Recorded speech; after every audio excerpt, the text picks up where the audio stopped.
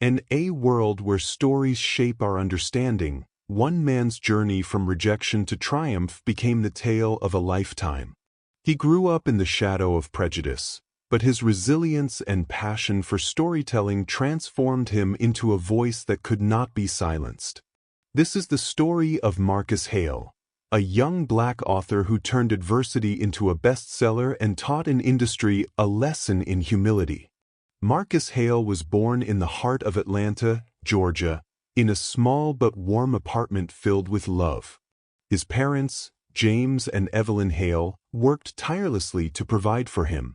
James, a history teacher, often filled their evenings with stories about leaders and changemakers, while Evelyn, a nurse, encouraged him to dream big and be kind. Books were Marcus's earliest companions. He'd spend hours devouring every page of his father's collection, from biographies of black leaders to classic novels. His favorite moments were Saturday evenings when James would read aloud, giving life to the words with his deep, commanding voice. Marcus, he'd say, stories are how we change the world. In school, Marcus stood out, not because he was loud or outgoing, but because of his vivid imagination and his knack for writing. His teachers praised his essays and short stories, and he often won local writing competitions. Yet he was not immune to the sting of prejudice. Some classmates dismissed his accomplishments, and a few teachers doubted his potential. But Marcus, fortified by his parents' unwavering support, channeled the negativity into his writing. By high school, Marcus had developed a dream. He wanted to write stories that represented people like him, stories of struggle, triumph, and humanity. He penned his first novella at 16, a heartfelt tale about a young boy overcoming systemic injustice. Though it never saw the light of day, it was a stepping stone that solidified his passion. After graduating college with a degree in English literature, Marcus took a job at a local library. By day, he shelved books. By night, he wrote. His debut manuscript, Roots of Tomorrow, was a culmination of his experiences, his parents' teachings, and his desire to inspire others. It was a sweeping narrative about a young black man navigating systemic barriers to achieve greatness. Marcus poured his soul into every word, confident that his story would resonate. After months of revisions and late nights, the manuscript was finally complete. He researched publishers, crafting personalized queries, and sent out his manuscript with hopeful anticipation. Weeks turned into months, and Marcus received rejection after rejection. Some publishers offered vague, generic feedback, but one response stung the most. A prestigious publishing house dismissed his work, implying that the audience for such a story is limited. Marcus knew what they meant but refused to let their prejudice define him. One evening, as he reread the rejection letter, Evelyn placed a comforting hand on his shoulder. "Marcus," she said, her voice gentle but firm, "if they can't see your worth, it's their loss. You have everything you need to succeed." Determined not to give up, Marcus began exploring the idea of self-publishing. He learned about formatting, cover design, and online platforms.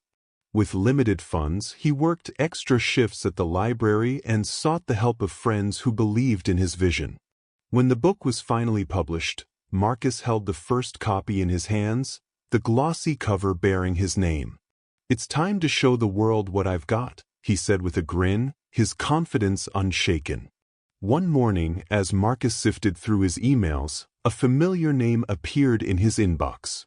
It was the same prestigious publisher that had rejected him months ago. The tone of their message was drastically different.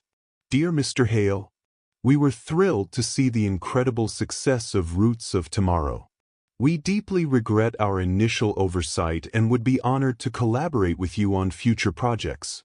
Please let us know how we can support your continued success." Marcus chuckled, shaking his head. "Now they see my worth," he muttered. When Marcus met with the publisher, their representative was effusive in praise, touting the benefits of a partnership. Marcus listened politely but remained firm. "I appreciate your interest," he said, "but I've built my platform without your help. I'm committed to maintaining my independence and staying true to my values." The rejection stunned them, but Marcus felt no bitterness, only a quiet satisfaction. He had proven that his talent and determination were enough. Weeks later, Marcus was approached by a literary agent representing the same publisher. The agent, a charismatic woman named Lorraine Parker, had built a reputation for scouting rising stars. She approached Marcus at a book signing event, her demeanor professional yet persistent. "Mr. Hale," she began, "your work has captured the nation's attention. The publisher I represent made a grave mistake overlooking your talent. They see that now and are eager to correct their error. This partnership could take your career to even greater heights." Marcus studied her for a moment before replying. "Ms. Parker, I appreciate your enthusiasm. But let's be honest. Your publisher isn't interested in my work for its merit. They want the recognition it brings. I won't be used to build someone else's brand or bolster their fame, only to be sidelined when the spotlight fades." Lorraine looked momentarily taken aback but quickly recovered. "That's not our intention," she assured him. "We value your voice and want to amplify it." Marcus shook his head, his tone resolute. "I've already found my platform, and it's one I built myself. I won't compromise my values or my independence for anyone." Marcus continued to write, his books inspiring millions and fostering conversations about race, resilience, and the power of storytelling. He used his platform to mentor aspiring writers from marginalized backgrounds, creating opportunities for voices that had long been silenced.